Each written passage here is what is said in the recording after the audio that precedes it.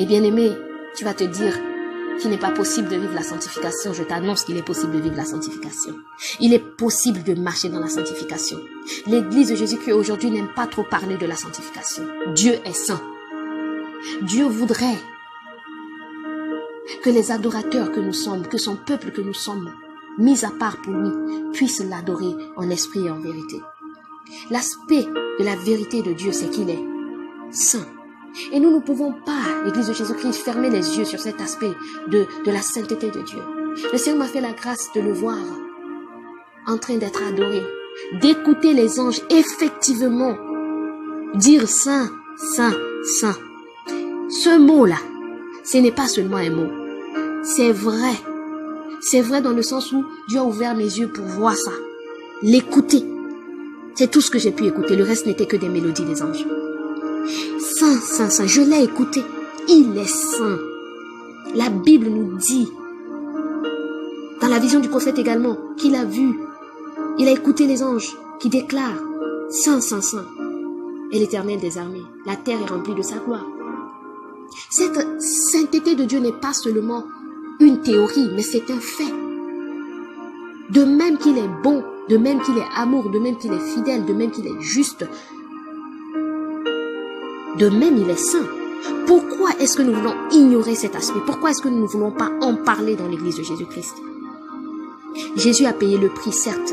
Nos péchés sont effacés, remis complètement, certes. Il a pourvu la miséricorde pour nos erreurs et nos offenses, certes. Mais est-ce que ceci est synonyme de désordre? De marcher dans la chair, dans la vie que nous voulons vivre, loin de Dieu, en dehors des prescriptions de Dieu, en dehors de la nature qu'il nous a donnée? Non. Si nous l'aimons, nous gardons son commandement, Jésus nous a dit. Alors pourquoi choisissons-nous délibérément d'offenser le Seigneur?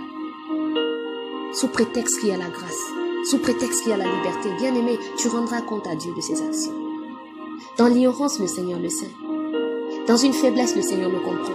Mais délibérément, continuellement, sans un intérêt de t'ajuster, sans un intérêt, sans une volonté sincère, pas hypocrite aux yeux des hommes, mais devant ton Dieu, à l'intérieur de ton cœur, de t'ajuster, sans des actions concrètes de discipline, pour discipliner ton corps, pour discipliner ton esprit.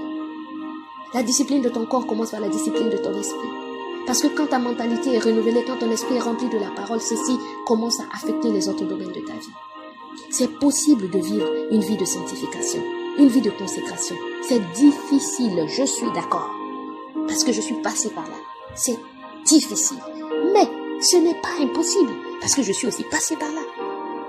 C'est possible, bien-aimé. J'ai demandé au Seigneur à un moment donné, comment est-ce que j'ai pu vivre cette vie? Parce que je voulais m'appuyer encore sur ce modèle pour pouvoir éternaliser cela. Et le Seigneur m'a enseigné à nouveau, pour me rappeler les secrets que j'avais. C'était quoi ce secret? C'était l'amour de Dieu. C'était la marche dans la conscience de l'amour de Dieu. C'était la marche dans la conscience de qui je suis en Christ. C'était la conscience du sacrifice de Christ, la valeur que je lui donnais et la valeur que je donnais à ma vie. Ceci changeait complètement tout.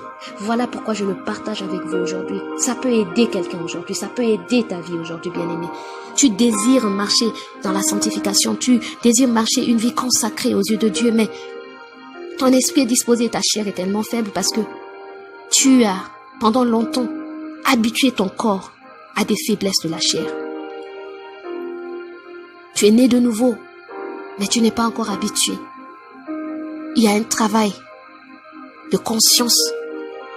Il y a un travail de mise en pratique de la parole à faire et de manière continue, sans relâche, pour que ceci devienne une habitude, jusqu'à ce que ton esprit soit habitué complètement et accepte cela et commence à marcher tout simplement dans cela. Mais tu as déjà cette nature à l'intérieur de toi. Sois-en conscient, utilise-le, développe-le. Ceci va révolutionner ta vie, ceci va révolutionner ta compréhension des choses et ceci va faciliter la vie que tu vis en Christ. Bien-aimé, tu ne t'appartiens pas à toi-même. Dans Galates 2:20, tu vas le réaliser. Ta vie n'est plus ta vie à toi, mais c'est la vie de Christ parce que tu es mort en Christ, ressuscité avec lui. Enseveli avec lui, ressuscité avec lui. Et tu es même assis avec lui. Tu es assis avec Christ dans les lieux célestes. C'est vrai, tu es sur la terre ici. Mais Christ est assis dans une position de gloire à la droite de Dieu. Et si tu es en Christ, alors tu es une nouvelle créature. Tu es aussi un avec Christ. Tu es en Dieu. Tu es en lui, tu es en Dieu. Parce que Christ est en Dieu. Il est un avec lui. Donc tu es un avec Christ. Tu es un avec Dieu. Tu es assis dans cette position d'autorité. Dans cette position de préservation, de protection. Dans cette position d'influence et de toutes les capacités qui soient. Parce que tu es à Dieu. Sois juste conscient que tu es déjà mort en toi-même. Que tu ne t'appartiens plus à toi-même. Et que cette vie que tu vis, c'est la vie de Dieu que tu vis. C'est une vie qu'il t'a empruntée parce qu'il veut t'utiliser sur cette terre pour gagner des âmes, pour être une bénédiction pour ton monde, pour bénir les peuples, pour apporter la joie dans les cœurs, pour restaurer des vies, pour réconforter ceux qui en ont besoin, pour soutenir le ministère, pour soutenir l'œuvre de Dieu, pour encourager, pour édifier, pour enseigner la parole, pour prophétiser, pour orienter des vies, pour orienter des ministères. Alléluia. N'oublie pas, quand tu commets une erreur, ne reste pas dans cette erreur. Sois humble, relève-toi, reconnais cette erreur, reçois miséricorde. La Bible nous dit dans Proverbe 24, bien sûr, 16, que 7 fois le juste tombe et il s'en relève. Bien-aimé, c'est une chose de fauter, de trébucher, de tomber et de ne pas se relever. C'est une autre de ne pas s'en relever. Dieu peut être en train de te tendre la main pour te relever, mais toi, tu es en train de magnifier ton erreur. Tu es en train de magnifier ta faute. Parce que tu penses qu'il n'y a pas de miséricorde pour ton action ou pour ton attitude. Eh bien, c'est le mensonge du diable. Il n'y a absolument rien que Dieu n'est pas capable de te donner miséricorde pour cela. Parce que s'il a déjà effacé ce péché à la croix pour toi dès le départ, il a annulé tous tes péchés. C'est pas en faisant la faute qu'il ne pourra pas donner miséricorde pour la faute, pour l'erreur, de la faiblesse que tu as eue. Tu es d'accord avec moi? Même avant que tu ne le connaisses, que tu ne l'aimes, il t'aimait déjà. Et il est mort pour toi à la croix. Ça dépasse l'erreur que tu as commise. Si ce péché il a effacé cette erreur, il peut également te donner miséricorde pour cela. Alléluia. Donc lève-toi. Ne t'assieds pas dans le mensonge du diable. Sois efficace dans les mains de Dieu. Lève-toi. Et si tu penses que tu as besoin de la compréhension de la parole pour mieux connaître la parole, soumets-toi à l'étude de la parole.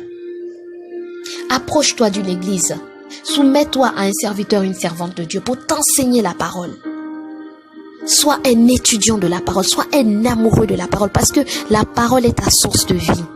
La parole, c'est d'où tu viens. La parole, c'est toi. La parole, c'est ta vie. Parce que c'est de la parole que tu emmagasines à l'intérieur de toi, ce qui ressortira pour produire ce dont tu as besoin dans ta vie. C'est de l'abondance du cœur que la bouche parle. Tu as besoin d'être rempli de la parole, des choses positives, des choses de vie. Parce que la parole est vie et esprit.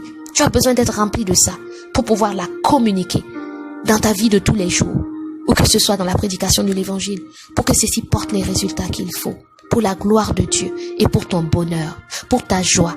Parce que tout ce que Dieu veut, c'est que tu puisses prospérer à tous égards. Il a prévu pour toi des projets de bonheur et non des projets de malheur. Bien-aimé, sois meilleur chaque jour. Améliore-toi chaque jour. Ne reste pas dans tes erreurs du passé. Lève-toi et avance. Sois meilleur. Sois meilleur qu'hier. Tu as reçu la grâce en abondance. Je déclare dans ta vie, bien-aimée, que tu es meilleur aujourd'hui. Je déclare que tu es meilleur qu'hier et je déclare que ton demain est encore meilleur que ton aujourd'hui au nom de Jésus. Je déclare dans ta vie également que la gloire de la deuxième maison, de la dernière maison est encore plus grande que la première au nom de Jésus. Et je te fais cette déclaration selon Agé 2:9. Dis Amen, bien-aimé. Choisis de t'améliorer de jour en jour. à force de méditer la parole, comme je dis, et de développer ta vie régulière dans la prière. Et tu le fais de manière continue, sans arrêt, sans relâche. Entretiens-toi par des cantiques, des psaumes, des hymnes. Demeure toujours rempli de l'esprit.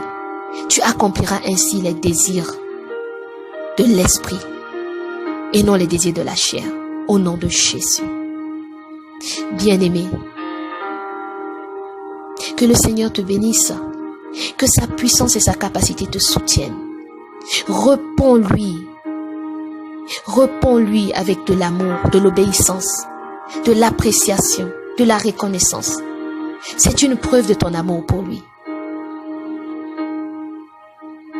C'est une preuve de l'appréciation de son sacrifice, de la vie qu'il a payée pour toi, de son sang qui a coulé pour toi, pour te donner une nouvelle nature, pour te donner une nouvelle identité, pour te donner un nouveau nom, pour te donner l'éternité. Tu peux tout faire par Christ qui te fortifie, bien-aimé.